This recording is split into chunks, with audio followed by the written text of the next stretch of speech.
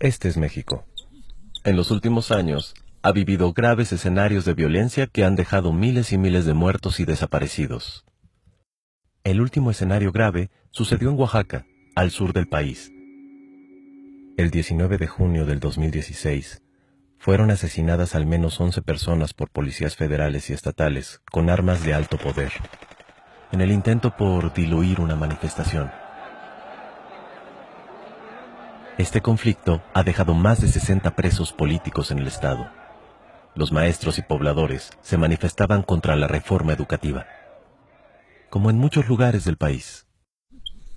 Pero ¿por qué maestros y ciudadanos se oponen a esta reforma? Veamos. En 2013, diputados y senadores aprobaron la reforma educativa por iniciativa del presidente Enrique Peña Nieto.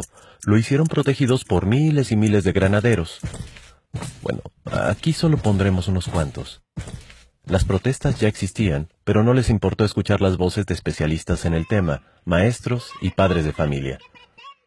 ¿Para quiénes entonces estaban realizando la reforma? Es muy claro, las voces que sí escucharon provenían de grupos empresariales como Mexicanos Primero y la Organización para la Cooperación y el Desarrollo Económico, el Club de los Países Ricos. Uno de los pilares de la reforma educativa es la evaluación a los maestros por lo menos cada 4 años. Esta evaluación pretende medir la idoneidad del maestro. Pero no toma en cuenta grado académico y experiencia, la calidad humana con los alumnos, ignora las diferencias culturales y socioeconómicas del país, por ejemplo, entre un maestro de un municipio de Nuevo León o un maestro rural en la Sierra de Puebla. El examen, además de largo y antipedagógico, está compuesto en su mayoría por preguntas sobre reglamentos y procedimientos burocráticos, y no por contenidos académicos. La verdad es que uno de los grandes objetivos de la reforma educativa es someter a los trabajadores de la educación arrebatándoles su estabilidad en el empleo, con el pretexto de mantener solo a los maestros idóneos. La renuncia provocada y el despido masivo echará a la calle a decenas de miles de educadores. Pero, ¿quién evalúa a los maestros? Enrique Peña Nieto impulsó la reforma educativa. Sí, quien difícilmente se sabe las capitales de los estados, creía que Benito Juárez estaba vivo en 1969 y que no puede citar los 3 libros que marcaron su vida. Este hombre, preocupado por la educación, tiene la facultad de nombrar al Consejo Directivo del Instituto Nacional de Evaluación Educativa. El INE, que evalúa a los maestros, es opaco y propenso a la corrupción. La evaluación que aplicará permitirá controlar y vigilar a los maestros al decidir su permanencia en el empleo. Los nuevos maestros serán despedidos sin responsabilidad para el gobierno, pues la ley deja fuera a tribunales de conciliación y arbitraje. Es decir, nadie podrá defender a los trabajadores de la educación que ya no contarán con los elementos más básicos de protección laboral. ¿A quién pretende controlar la reforma? Pues a maestros como los de Oaxaca, Guerrero, Chiapas, Michoacán, entre otros estados, que han luchado por años para poder elegir democráticamente a sus representantes y mantener su independencia del gobierno. Ellos se organizan en la Coordinadora Nacional de Trabajadores de la Educación, la CENTE, con C, y que por supuesto se oponen a la reforma.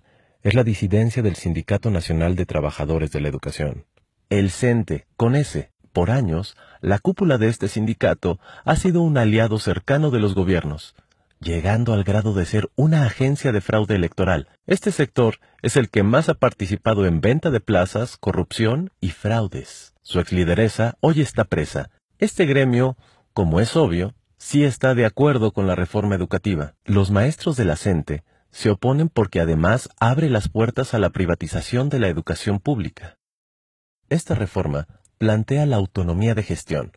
Con este término, el gobierno pretende que los padres de familia tengan la responsabilidad de atender problemas administrativos de las escuelas, que siempre ha sido una obligación gubernamental, como el pago de agua y luz, descomposturas y materiales, además de otorgarles atribuciones de vigilancia sobre los maestros. Todo esto bajo el liderazgo del director. También alienta el entrometimiento de empresas en las escuelas públicas. No es exagerado decir que la complicidad de empresarios con gobiernos corruptos, como los que tenemos, harán de la educación un jugoso negocio a costa de los padres de familia. Para nadie es un secreto la gran crisis del sistema educativo mexicano. Este sistema está formado por autoridades educativas, infraestructura, maestros, alumnos, programas de estudio y materiales. De todos estos componentes, el gobierno y los medios de comunicación han fabricado a un solo culpable de esta crisis: los maestros. Pero en México se siguen implementando planes de estudio de hace 15 años. Desde que se impuso la reforma, no se habla de estrategias pedagógicas o invertir en ciencia y tecnología. Hemos llegado al punto en que los libros de texto gratuitos tienen faltas de ortografía y errores científicos. Este año se le quitaron 3.660 millones al presupuesto de la Secretaría de Educación Pública. ¿Le interesa al gobierno la educación de los ciudadanos? Los maestros que se han movilizado contra esta reforma no han dejado de ser llamados huevones, vándalos, privilegiados. Los medios de comunicación hacen una campaña de odio. Seamos sinceros. ¿Qué privilegio puede tener una maestra oaxaqueña de primaria que en promedio gana 8,000 pesos mensuales al lado de los verdaderos privilegiados? Muchos mexicanos no tenemos estabilidad laboral, seguridad social, jubilación, vacaciones, ya no se diga aguinaldo. Nos molesta la lucha de los maestros, pero la precariedad laboral no tiene que ser generalizada.